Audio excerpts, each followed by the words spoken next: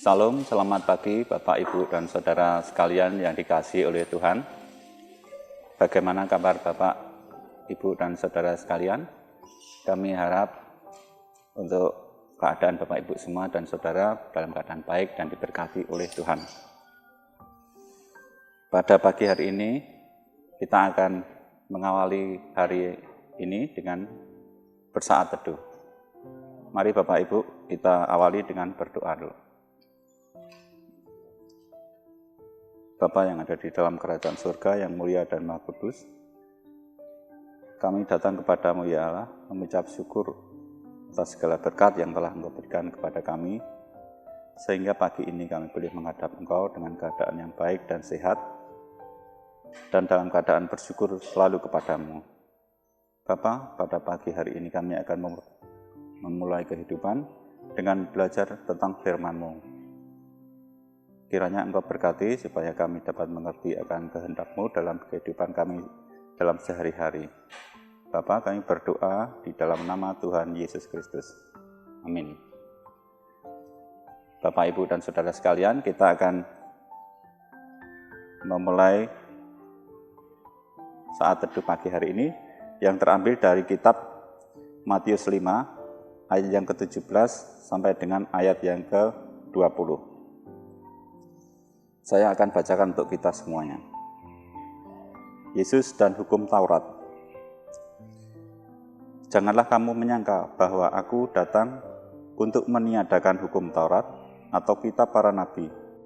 Aku datang bukan untuk meniadakannya, melainkan untuk menggenapinya.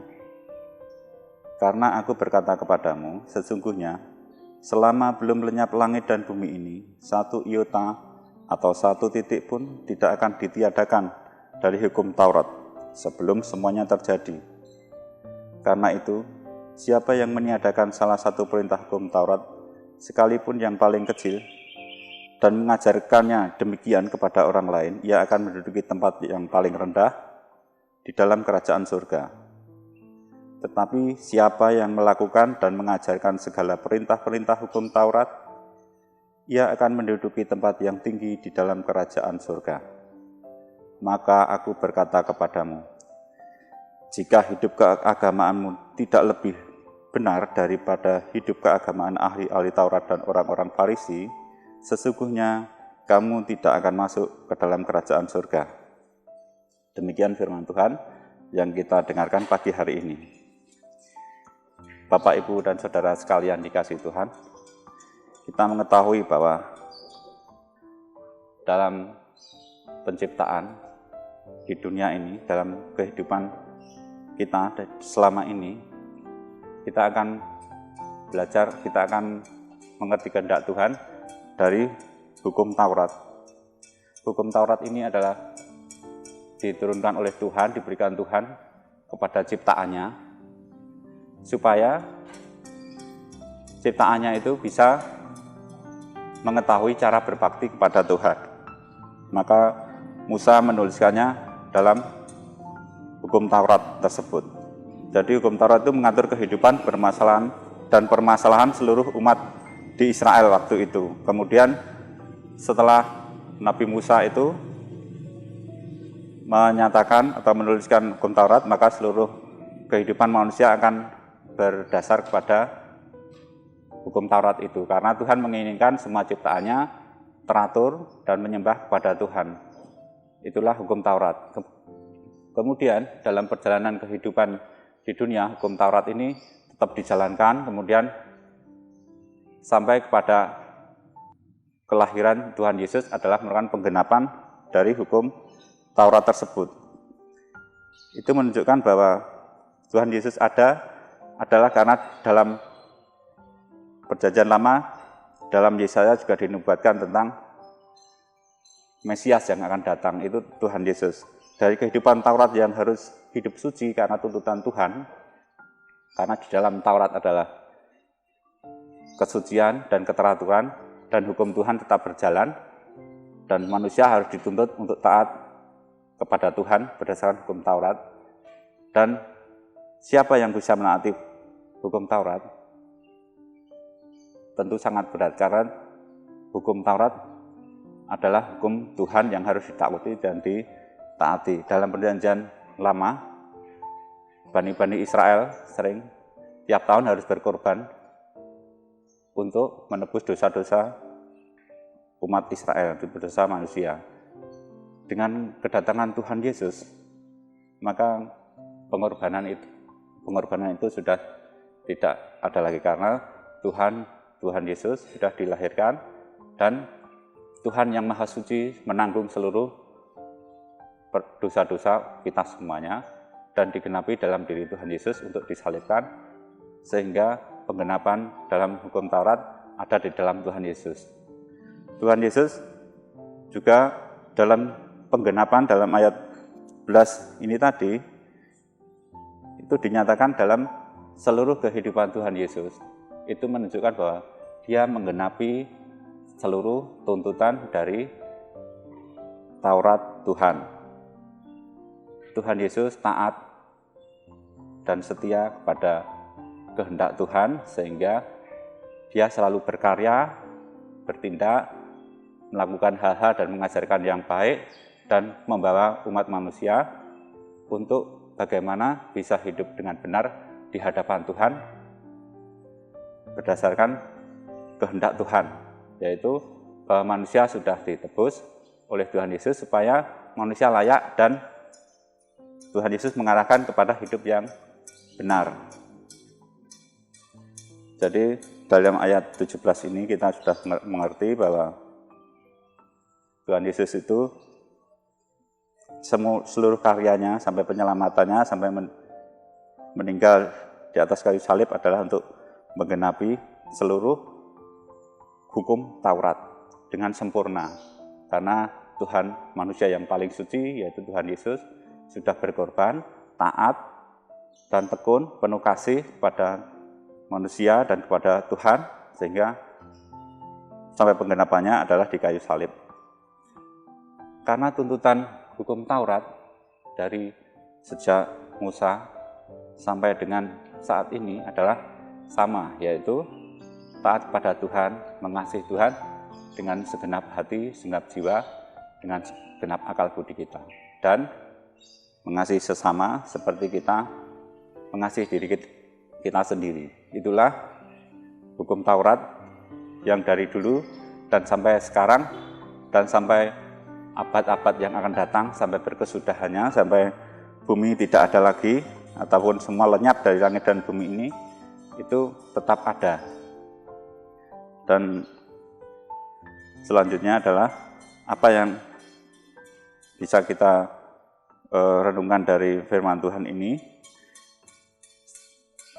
Ketika kehidupan kita sudah ditebus oleh Tuhan Yesus, maka kehidupan kita akan berubah dan kita akan menuruti setiap hukum Taurat yang Tuhan berikan itu harusnya dengan hati yang dalam, dengan segenap hati, bukan dari luar. Jadi kita bertindak itu karena atau melayani Tuhan itu bukan karena biar dilihat oleh orang lain ataupun biar terkenal ataupun biar dipuji-puji orang lain.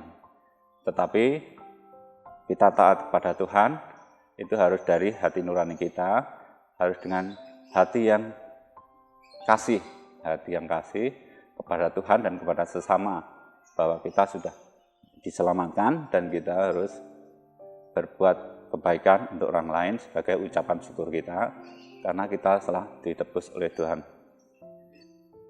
Dan kita harus mengajarkan apa yang baik, apa yang kita ketahui baik tentang firman Tuhan itu terus-menerus kepada lingkungan kita, keluarga kita, lingkungan kita, dan orang-orang lain dengan melakukan tindakan-tindakan yang sesuai dengan firman Tuhan.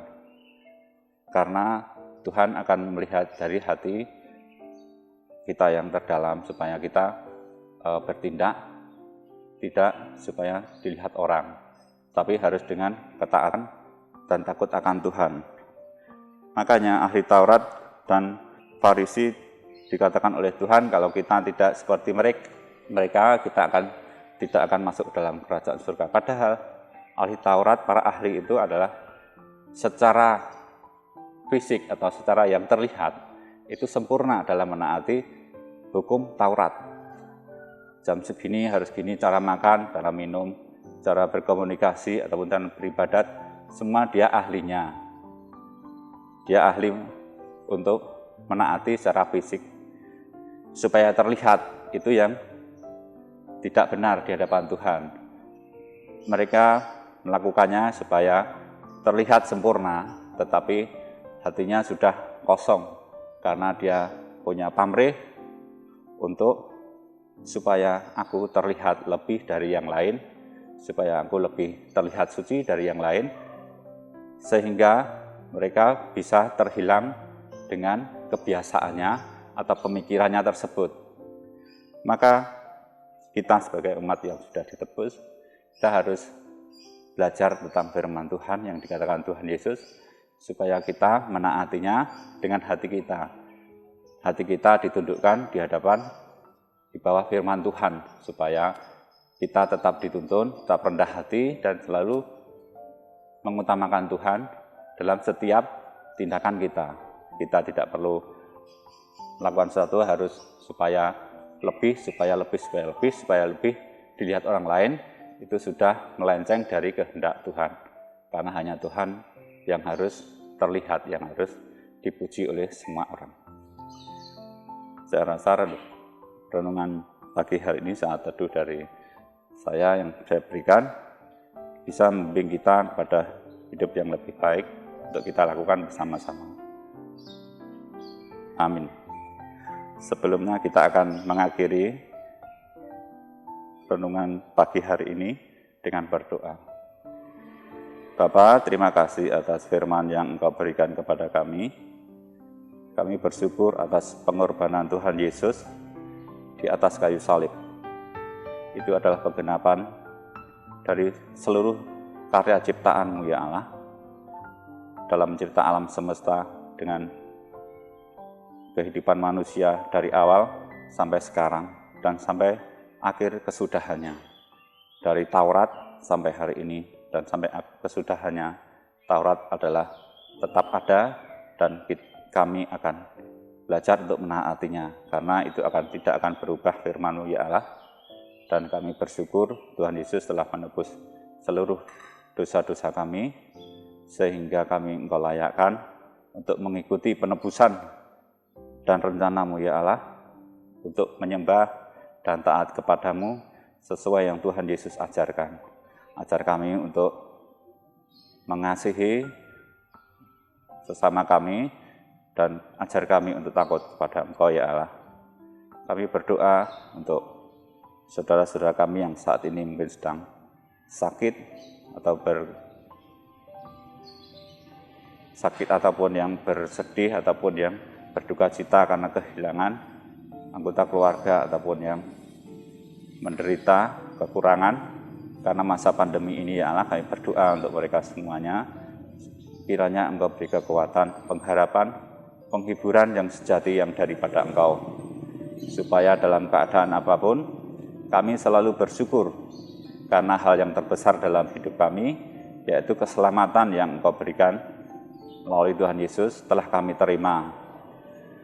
Ya Allah, kiranya Engkau ampuni akan dosa dan kesalahan kami. Di dalam nama Tuhan Yesus kami berdoa. Amin.